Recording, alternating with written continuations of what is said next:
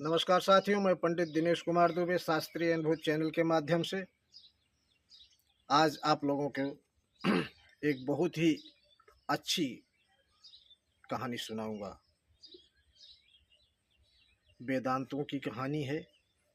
बहुत पुरानी बात है। भगवान श्री रामचंद्र अयोध्या में राज सिंहासन पर विराजमान हो गए थे।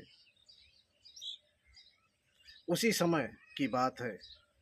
महर्षि अगस्त्य उधर से गुजर रहे थे और उन्होंने सोचा कि भगवान श्री राम जो कि साक्षात विष्णु के अवतार हैं, ये मैं जानता हूँ। बाकी जो सांसारिक व्यक्ति हैं वो कुछ जानते नहीं हैं इनके बारे में। तो क्यों ना आज हम इनको जो है इनके प्रभाव को, इनके व्यक्तित्व को लोगों तक पहुंचाने की कोशिश करूं। इसलिए वो अयोध्या की तरफ रुख किए और अयोध्या के अंदर पहुंचकर भगवान के भवनों को क्रॉस करते हुए सीधे माता जानकी के रसोई की तरफ पहुंच गए। वहां द्वारपालों ने देखा, तुरंत भगवान को सूचना दी कि महर्षि अगस्त्य अपने शिष्यों के साथ आए हुए हैं। भगवान तुरंत दौड़े दौड़े आए और साष्टांग दंडवत प्रणाम किया। कहा, प्रभु आप आने का उद्देश्य बताइए। और भगवान रामचंद्र जी उनको ले जाकर अपने आसन पर बैठाए, विधिवत पूजा अर्चना की। तब महर्षि ने कहा कि देखिए, हमारा 1000 वर्ष का तप जो है, उपवास का तप, वो पूरा हुआ है। अब मैं सोचता हूँ कि उसका पारण आपके यहाँ किया जाए। उसके लिए मैं आपको सिर्फ 1 मुहूर्त का समय दूंगा। इस 1 मुहूर्त में आप अगर चाहें तो हमारी सेवा कर सकते हैं, अन्यथा नहीं तो हम दूसरा दरवाज़ा खटखटाएंगे। लेकिन हमारी एक शर्त रहेगी कि जो भी भोजन बनेगा वो बिना जल और अग्नि के सहयोग से, और उसमें गाय का भी सहयोग नहीं होना चाहिए। गाय का इसलिए कि गाय के दूध का जो सामग्री बनती है, इसलिए उन्होंने गाय का भी जिक्र किया। तो इन तीनों चीज़ों का सहयोग के बिना भोजन बनेगा।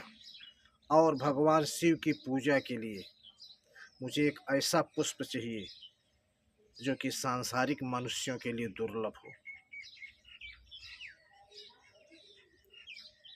भगवान ने कहा, ठीक है मुनिवर, मुझे आपकी सारी शर्तें मंजूर हैं। मुनिश्रेष्ठ ने कहा कि इसके लिए मैं आपको सिर्फ 1 पहर का समय देता हूँ। मैं जब तक जाके सरयू में स्नान करके वापस आता हूँ, और आने के बाद मुझे सारी चीज़ें चाहिए। आप अगर इसके लिए तैयार हैं तो हाँ कीजिए। भगवान ने कहा, हम तैयार हैं आपकी सेवा करने के लिए। मुनिश्रेष्ठ चले गए सरयू में स्नान करने के लिए। इधर भगवान अपने भाइयों सहित वहाँ दरबार में बैठे हुए थे। भाई लोग सब चिंता मग्न में थे, क्या किया जाए, कैसे किया जाए।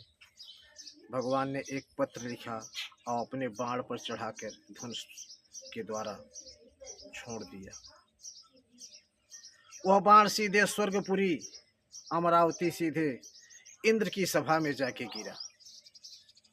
वहाँ बाण गिरते ही सब हड़कंप जैसा मच गया। लोग सोचने लगे, क्या बात है, आज ऐसा क्या, कहाँ से बाण आया, किसका बाण है। जब उस बाण को उठाकर उस पत्र को खोला गया, तब जो है उसमें लिखा था कि इंद्र स्वर्गपुरी में खुश रहो, हम तुम्हारे शुभ चिंतक हैं।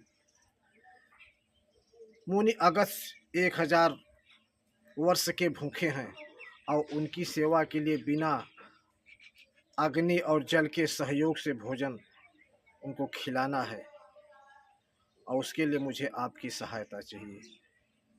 और मेरे पास समय नहीं है, मुझे सिर्फ एक पहर का समय मिला है, इसलिए मुझे दूसरा बाण न चढ़ाना पड़े जिस बाण से मैंने रावण को मारा था। आप तत्क्षण मुझे कल्प वृक्ष और पारिजात दोनों थोड़ी देर के लिए दे दीजिए। इंद्र ने पत्र पढ़ा, तुरंत कल्प वृक्ष और पारिजात को लेकर अवध्यापुरी पहुंच गए।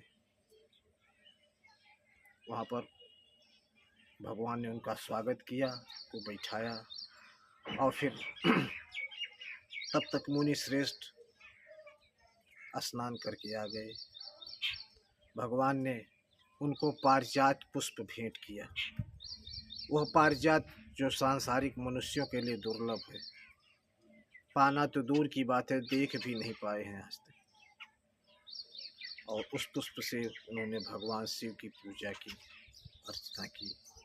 उसके बाद भोजन के लिए जब प्रसाद के लिए बैठे तो नाना प्रकार के व्यंजन जो कि कभी देखा नहीं सुना नहीं, ऐसे ऐसे व्यंजन मुनि श्रेष्ठ को परोसे गए और मुनि श्रेष्ठ बड़े चाव से खाते गए। मुनि श्रेष्ठ खाने वाले खा रहे हैं, लेकिन खिलाते खिलाते लोगों के हाथ दर्द करने लगे, लेकिन भंडार कम नहीं हुआ, भंडार भरता ही रहा, खिलाते चले गए। तब मुनि श्रेष्ठ कहा, बस अब बहुत हो गया, रामचंद्र जी मैं तुमसे खुश हूँ। और इस तरीके से उन्होंने आशीर्वाद दिया। फिर पानी पिलाने की बात आई, तब भगवान ने कहा कि मुनि श्रेष्ठ आपने तो सिर्फ भोजन की बात की थी, पानी पिलाने के लिए तो कहा ही नहीं था। अब पानी हम आपको द्वापर में पिलाएंगे, तब तक आपको प्रतीक्षा करनी पड़ेगी। उन्होंने कहा ठीक है, तथास्तु कहकर धन्यवाद दिया और आशीर्वाद दे के चले गए। कहते हैं उसके बाद द्वापर युग में जब इंद्र कुपित हुए भगवान कृष्ण के ऊपर और 7 दिन लगातार मूसलाधार बारिश हुई, ने गोवर्धन उठा लिया है, तो उसी समय उन्होंने गोवर्धन को एक तरफ टेढ़ा कर दिया था और ऋषि अगस्त्य से कहा था कि भगवान अब आप पानी पी लीजिए। तो 7 दिन लगातार बारिश हुई थी, इतनी बारिश हुई कि कहते हैं कि पूरा संसार बह जाता, इतनी बारिश हुई। लेकिन 7 दिन का पानी महर्षि अगस्त्य पी गए, कुछ भी नहीं बचा। 7 दिन के बाद जब बारिश खत्म हो गई और इंद्र ने सोचा कि गोकुल तो बह गया होगा, चल के देखते हैं, और यहाँ आए देखे तो पृथ्वी पर एक बूंद पानी नहीं था, सारा का सारा पानी महर्षि अगस्त्य पी गए थे। तो साथियों, ये रही आज की कहानी। आपको कैसी लगी कमेंट करके ज़रूर बताइएगा। धन्यवाद साथियों।